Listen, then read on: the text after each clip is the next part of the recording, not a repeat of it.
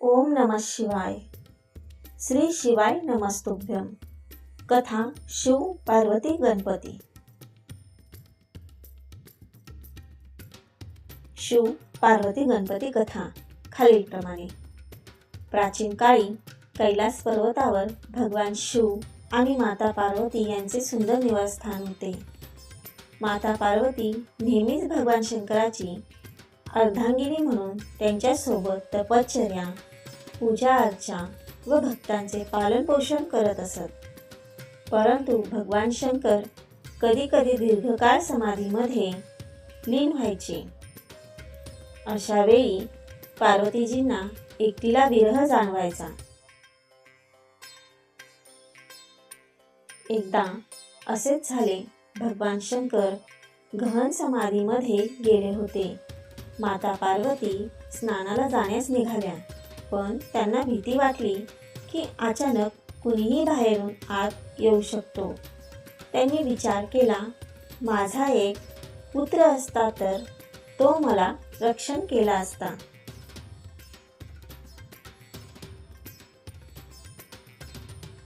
त्या विचाराने त्यांनी स्नानासाठी वापरलेल्या उबट अर्थात उटणीच्या लेपापासून एक सुंदर बालक घडवला. त्यात आपल्या मायेचा श्वास फुंकून प्राणप्रतिष्ठा केली. तो मुलगा तेजस्वी व सुंदर होता. पार्वती मातेने त्याचे नाव ठेवले गणेश.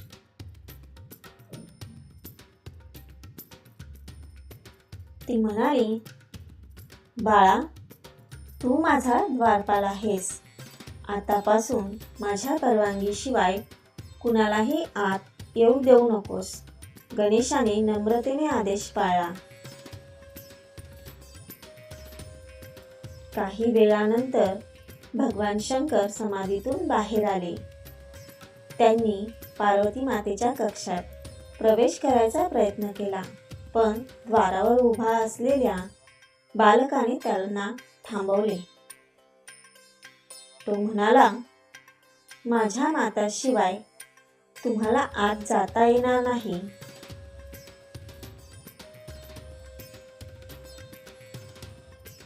भगवान शंकर आश्चर्यचकित झाले. हा मुलगा कोण आहे? मला ओळखत नाही का? गणेश म्हणाले, मी माझ्या मातेला वचन दिले आहे, कुणालाही आत जाऊ देणार नाही.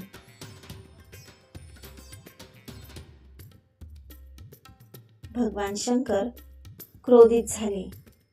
त्यांनी आपल्या गणांना पाठवले, पण गणेशाने सर्वांना पराभूत केले.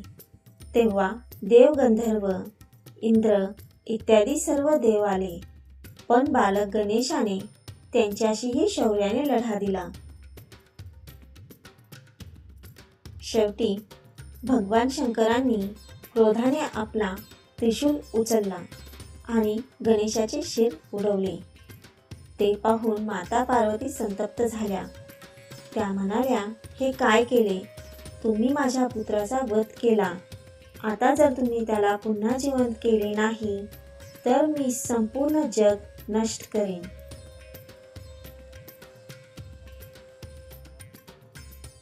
संपूर्ण सृष्टी हादरली. सर्व देव घाबरले. ब्रह्मा, विष्णू व इंद्र यांनी भगवान शंकरांना विनंती केली, शंकरा, तुम्ही गणेशाला पुन्हा जीवनदान द्या, नाहीतर सृष्टीचा नाश होईल.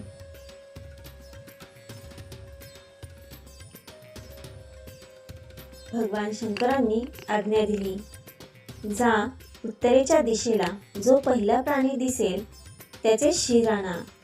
देवदूत गेले आणि त्यांना एक विशालकाय हत्ती दिसला. त्यांनी त्याचे शिर आणून बालकाच्या धडावर ठेवले.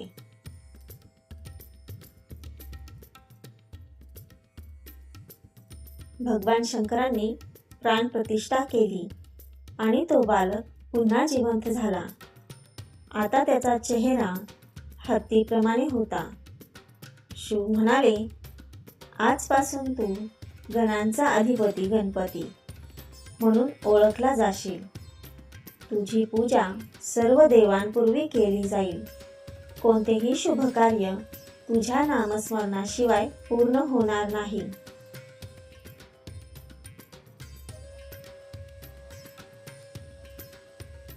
माता पार्वती आनंदाने पुतळ्याला मिठी मारली. सर्व देवांनी गणेशाला वंदन केले.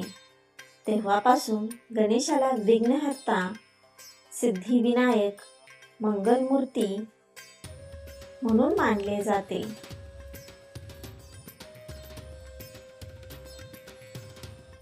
ही कथा आपल्याला सांगते की आईची माया आणि पुत्राचे कर्तव्य किती महान असते. तसेच भगवान गणेशाची महत्ता संपूर्ण सृष्टीत सर्वोच्च आहे.